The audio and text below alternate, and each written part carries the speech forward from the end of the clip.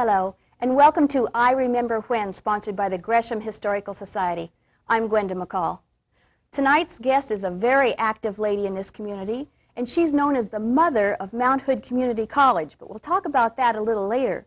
I'd like to introduce her as the grandmother of my little friend here, Alf. Her name is Betty Moore Schedeen. Betty, thank you for joining us this evening. I'm delighted to be here. Tell us a little bit about how you're connected to Alf. Well, my darling daughter, Anne, is an actress, a television actress, has done many things, but she has recently been the mother on the Alf show for 2 years.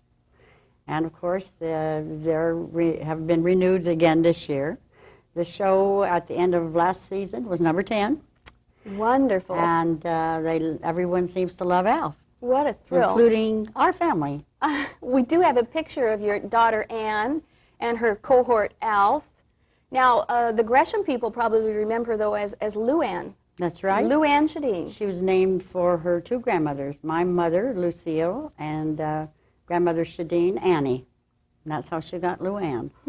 And she will be coming to town, we hope, for the Teddy Bear Parade. Yes, she's certainly planning that. They called her and wrote to her and asked her if she would be the Grand Marshal, or Grandest Marshal, or whatever.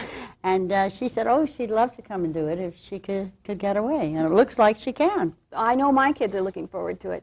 And you have a little secret to share with us that's an event in Anne's life. Yes, and that would be the only thing that would keep her from coming if there was any kind of a problem, because Anne is pregnant. Oh, that's really exciting. Yes, it is, for the whole family. It's our my first grandchild. Well, what are they going to do about the show? Oh, they're writing the pregnancy in, and I'm sure Alf, with all his humor, is going to have a lot of fun with this. Kidding Willie. Oh, Willie? That's his name, the father's name. The father. Oh, I thought they named the baby already. No.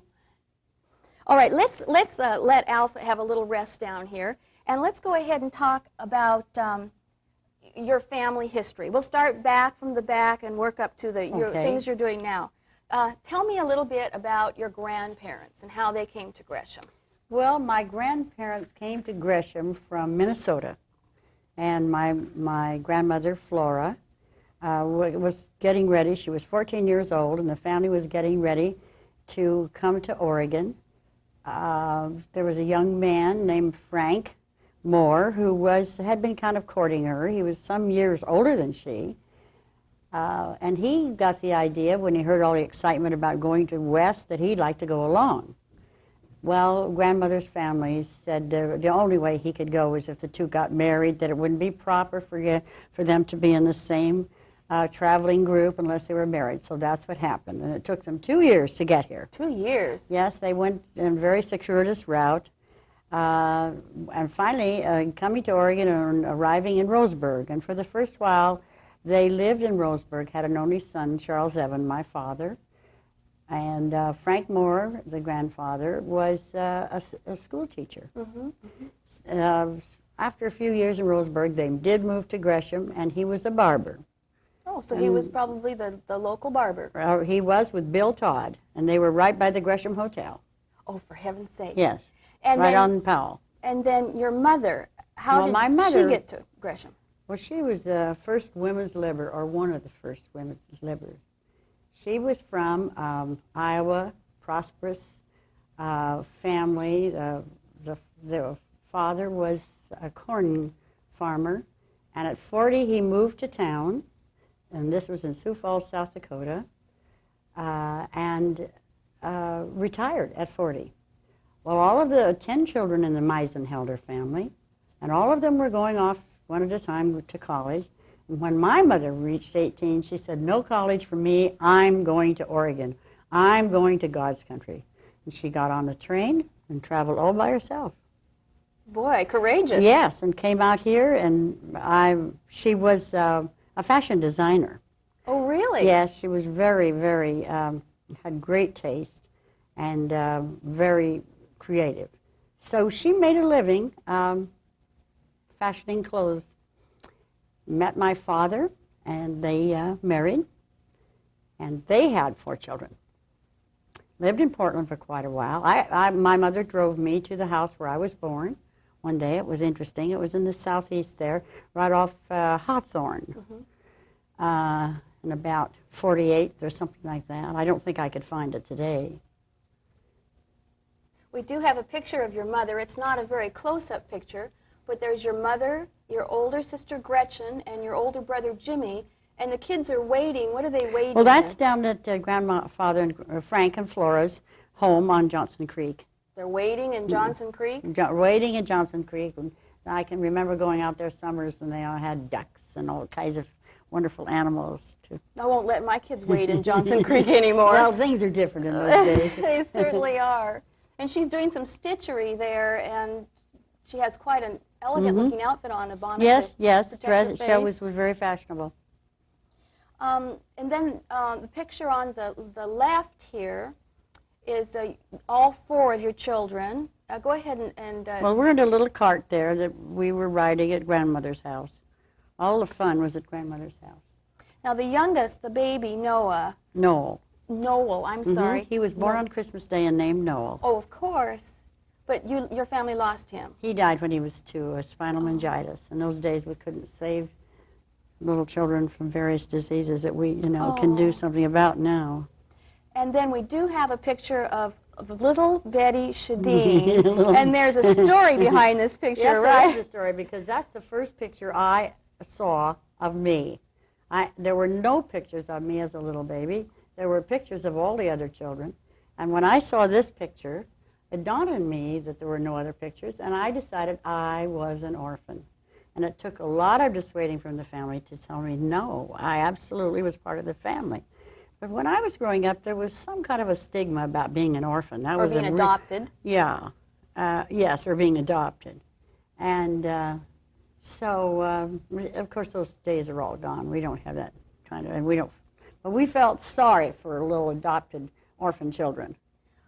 It seems like so many of the attitudes have changed over the years. Was Gresham really pretty conservative? Did they have some far-out ideas? Oh, well, when I moved here after I was married and came home from college, I told my mother was very active in her church, but nothing else. And I said, now, I am never going to join anything or belong to any organizations, because I was following her pattern.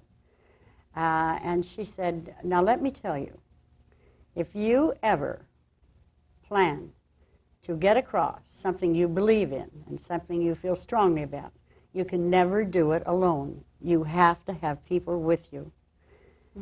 And from that day on, I guess that started me on many, many organizational committees. That's for sure. You took your mother's word, didn't Yes, you? I did. I was so surprised because she hadn't ever done that. One other thing your mother told you is that you should have 3 things in your home. Tell us what the 3 things were. Yes, she said there were 3 things that every American home should have, and one was the Bible, another was the American Eagle, a sculpture piece or painting, and to have this Statue of Liberty. My daughter Ann has a collection of almost 100 Statues of Liberty. Is that right? Now this lights up, and when anyone comes to visit, I always give a little turn on the globe and say, now, this is in honor of you. Boy, your mother was really patriotic. And what a fun Yes, she idea. This was. is a terrific statue. Yes. Did she give you this? Did you inherit it? No, I picked it up a long time ago. It's really beautiful. You had a story about the nuns when we were talking about Gresham. Oh, being I was conservative. mentioning to you one of the other things that was going on when I was a little girl is that if we would be walking along the street, and the Catholic Church at that time had a very nice group of nuns here. St. Henry's, it's still there. Yes, yes. And having, but there were many more in those days, and they all taught school. But we were told, another prejudice, that we mustn't even be on the same side of the street with them, that they were very dangerous. And Dangerous? yes, and Those saintly people? anything might happen to you. I always looked at them from a distance, and of course today I love them. Oh, I'm glad times have changed. Which homes did you live in when you were growing up in Gresham? When my mother moved out here, this was interesting. They lived in Portland, and my mother came out to the country to see my grandparents, and she fell in love with Gresham. And so she told my husband she was moving to Gresham, and he said no, he did not want to move. Well, she moved. She By had herself? her own income every month, so she could do sort of be a little bit independent. Talk about women's lives. Yes. And she said, I'm moving. And so we lived in a house right across from the entrance to the fairgrounds. On Main Street. And my husband, my dad stayed at the Multnomah Hotel for 3 long months. So, and finally, of course, he gave in and came out with the family. And I recall at that house we had this wonderful Phaeton Auburn. It was called an Auburn Beauty. It's a car? Yes, and it was 4 doors. It had jump seats and it was all leather upholstery, and it was a convertible. Oh, and we would beautiful. go driving up the Columbia River Highway in it every Sunday. Oh, how marvelous. What good memories. It wasn't long that my mother said, I want to build a house. Mm-hmm. And my father said, I do not want to build a house. Well, she just started to build a house. She hired one of the local builders. His name was Frace. And I heard recently that the house, very nice house, as a matter of fact, thinking about this program, I visited it today to see it. And it's right beside the fairgrounds on 8th and Earl. Where the fairgrounds used to be. Where the fairgrounds, yes, right. The East Hill Church now parking it's the lot. East Hill, that's right. And that house, and this was in 1923, and that house cost $2,000, and it has 4 bedrooms and 2 baths, and a lovely large lawn on the corner there where the family used to have croquet. Mm-hmm. We had very highly competitive croquet games. Oh, well, that's great. Tournaments. Now, you are in this picture that was taken in front of West Gresham School. Which little girl are you, Betty? I'm right here. Oh, right on the end there. Mm-hmm. And I see that your daughter comes by her talents very naturally, because you did a lot of theater too, didn't you? Well, yes, in a way I did. And I always had the lead in the play or was doing something. And I never, ever thought about making money with it, you know, or having it as a career. I just thought of the joy of, and I can remember one of the things that I loved was that I sang O Sole Mio with the school orchestra, the whole orchestra. And also I entered declamatory contests. And the name of the music teacher was? Miss Honey. Now, you know, you've seen those 2 lovely homes up on Wallula, the Honey homes. The big white homes. Yes, and Miss Honey lived there. And she was our music teacher. Now, your oldest sibling was Gretchen, and what? Yes, Gretchen lives in Seattle. She lives in Seattle. And she always had the lead in the play in the high school, too. She did. In Gresham High, yes. And then Jimmy, he was just a little older than you, too. There was 6 years difference, but Gretchen was the oldest, and then Jim, and then me. We have a picture of Jimmy standing in front of the first school bus in Gresham. That's right. And He's right here. And I think that's Fred Haas, Marion Haas's husband. Oh, driving. Driving. Very likely could be. I'm pretty sure that looks like him. 1921, 1922 is this picture. Now, Jimmy got his name in an interesting way. Let's put this picture up and you tell us how Jimmy got his name. Oh, well, my father and mother had a game they played or just a rule that they made, and my mother was to name the girls and my father was to name the boys. And when Jim was born, he had James, but he didn't have the middle name. And he was riding out on the trunk. Trolley? Yeah, the trolley trolley from Portland along Johnson Creek, and they came to an announcement, Gilbert Station. And my father says, that's the name. And so he's James Gilbert Moore. James Gilbert Moore. Mary, it's no longer there, Gilbert Station. Oh, and then this was the Gresham stop. Where Yes, was this located? that was very near our home. Oh, just a couple of blocks from our home across from the fairgrounds and Main Street. And they're using the same train tracks now? Oh, yes, yes, light they rail. are, absolutely. Maine and well, it was between Maine and Cleveland. Right, you could see it from our home. Now, Jimmy had quite a history as being a horse jockey. Tell us how all that this was came a wonderful about. story. I was quite little, hanging on to my mother's skirts, and the doorbell rang one day, and he was this very dignified, wonderful-looking man with a black derby on, and he said, Mrs. Moore, may I come in? And she said, well, yes. And he said, I want to talk to you about your son, Jimmy. And she said, fine, and worried. And he said, well, I would like to have him ride for me. And my mother said, ride what? And she said, well, I'd like to have him ride horses. And my mother says, he has never been on a horse in his life, as far as I know. And Dr. Hill said, oh, he's a very fine rider. And my mother and father just could not countenance such a thing. And I can remember them walking up and down in the living room saying, we'll have to send him to military school. Because he'd been out sneaking rides on horses. Well, the track was right next door at the fairgrounds, and he'd go over every day. Well-known family, the Jennings family, and they didn't live too far away. And Clyde Jennings was a horseman and a jockey, and he taught Jim to ride. And Jim rode out at, finally my parents acquiesced, and he rode out at Garden Home. Then he signed a contract with Drumheller and rode the coast and went to Tijuana. Goodness. He was a fine rider, and of course that got us all involved in horses and betting and all kinds of nonsense. All that fun stuff. And we had here in Gresham, we had a wonderful clubhouse. It was beautifully appointed. It was just a very happy time. But he gained weight and came home. You had a story about yourself feeding a horse and you got in trouble. Oh yes, well Dr. Held had a very favorite horse, Tarbox. We all loved Tarbox, and Tarbox was a winner and won many races. And one day I decided to go down and give Tarbox over the fence. He was on the fairgrounds side of 8th Street, and I gave him sugar lumps. I gave him lots of sugar lumps. And then they found out about it, and the problem is that Tarbox had diabetes. A horse with diabetes? Yeah, a horse with diabetes, and I was giving him sugar. I quit. You could have killed him. I could have killed him. Oh, my goodness. Could have killed Tarbox. You have a picture of Jimmy and his famous pickles. Why don't you show that picture? Oh, yes, I'm really proud. We all love Jimmy's pickles. And this is a straight story about him in the Gresham Outlook. And he makes good, wonderful hot dills, and a sweet and sour pickle. And he also marinates all kinds of vegetables.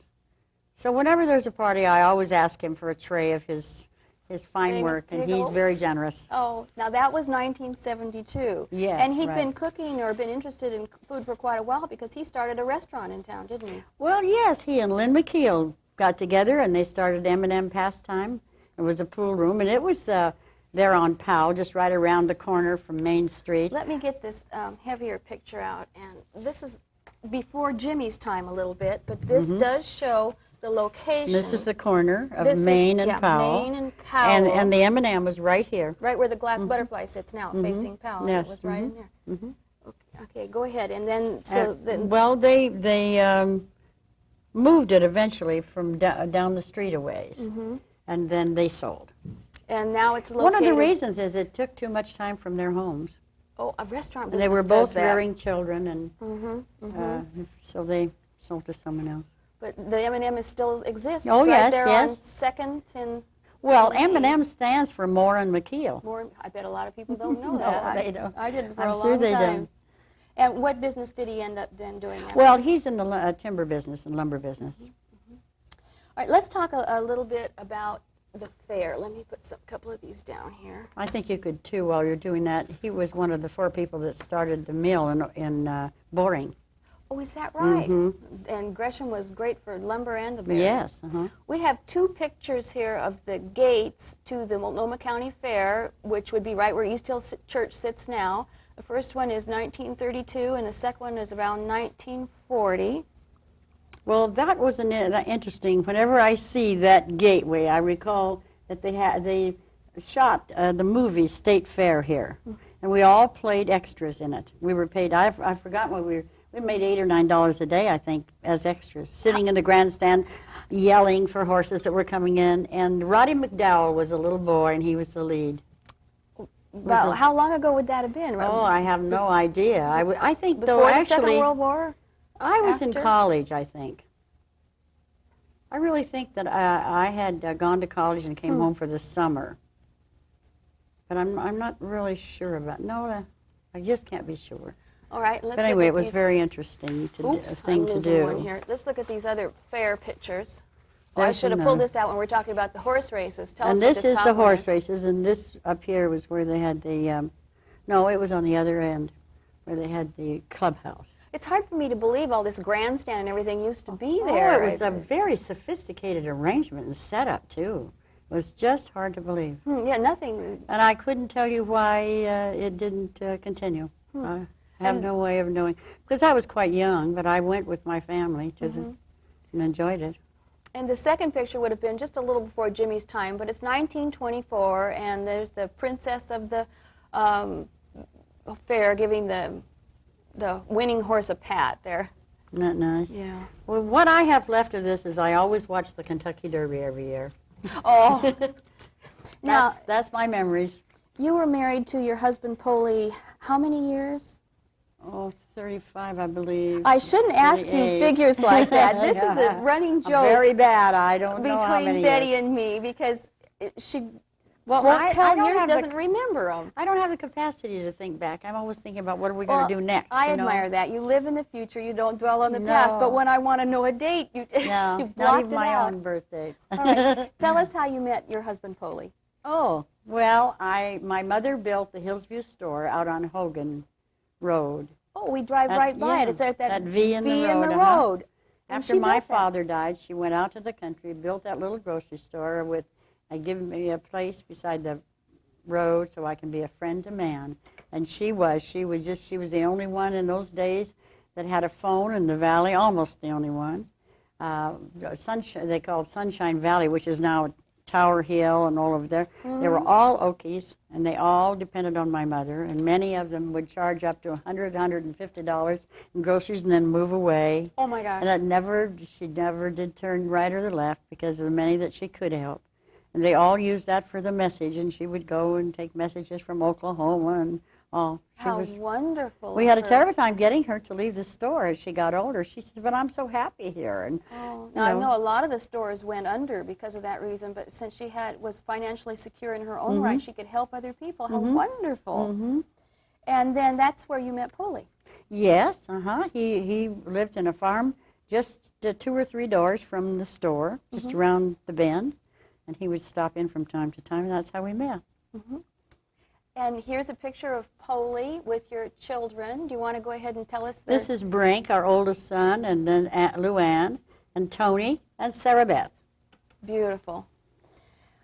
Your husband was quite active in politics, as you have been. He was a state representative, and state senator. I shouldn't ask you what year, right? No. Don't ask you. 57, I would guess.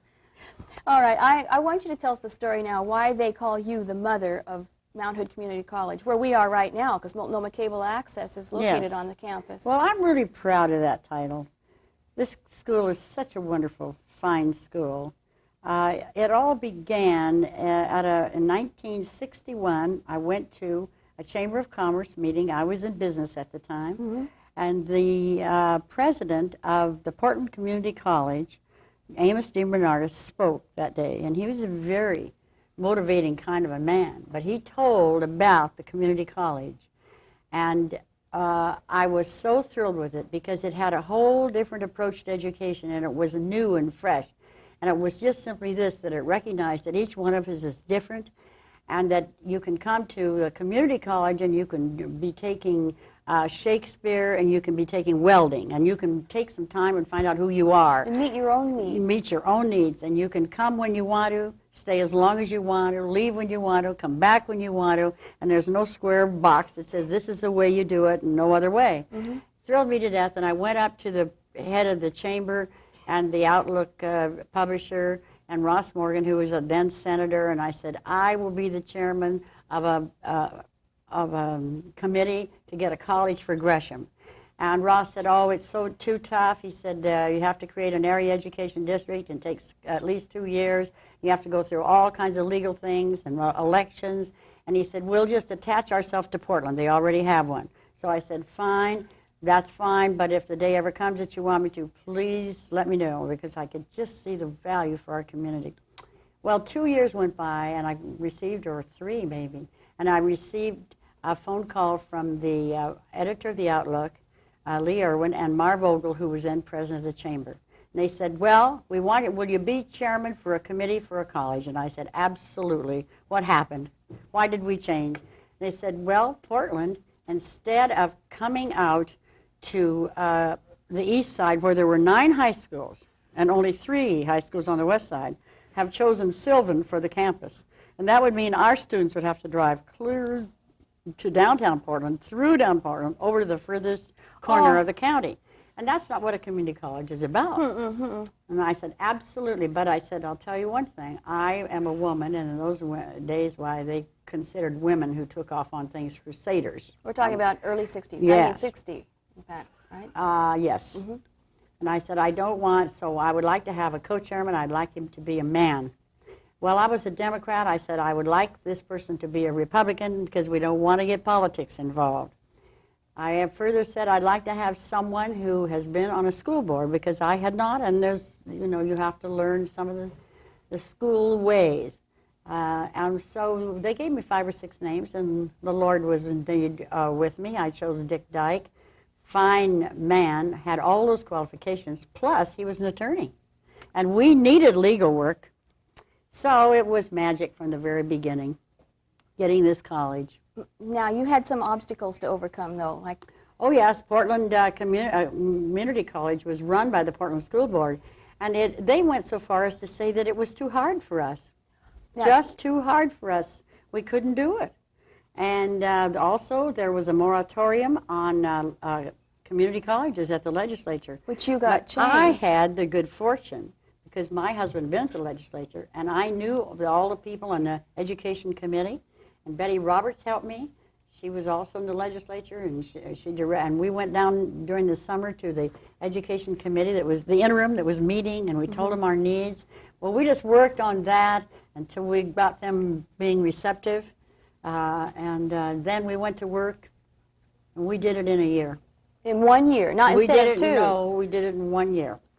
And one of the times that I remember so distinctly, we had worked 2 days, night and day actually, to get together a feasibility report that showed why we had enough students, why we had enough land, what our future would be, what our needs would be in the way of educating.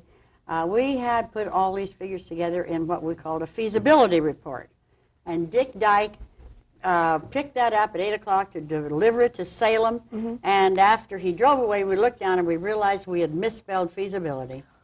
And you sent it to Salem with feasibility spelled incorrectly. But they didn't care. Oh, Betty. And it all had a happy ending. Oh, yes. Wonderful, well, wonderful. We're really running out of time, Betty. I'm glad we got that story in, but we missed the stories about how you were the driver for JFK when he was in town. Well, I was his chairman for his committee, and I drove him the last 2 times he was in Portland. And you ran the Schedeen National Personal Placement Agency from 1956 to 76. I was in 20 years. In 1985, you were voted one of the top 10 women in Oregon by the March of Dimes. They have a White Rose luncheon every year and honor 10 women for their public service. And you were right up there with Edith Green and Betty Roberts. Yeah, 2 of my dearest friends. We're so lucky to have you here. And now you're still active on this campus, keeping the Saints. I must tell you about the Neighborhood Saints. Do we have time just to tell you that there's 1,000 people who have committed themselves to supporting this college? There's about 100 who volunteer all of the time. We have a thrift store right on campus, and all that money goes to help Students Loan Fund. A student can come in and get $50 or $100 in a half an hour. So you're still... No red tape, no fooling around. Students in trouble are helped. What a marvelous thing to do. Isn't that? Betty, I've learned so much. Thank you so much for joining us on I Remember When. I love being here, and you're wonderful to be doing this. Thank you. And thank you for joining us on I Remember When. I'm Gwenda McCall. Good night.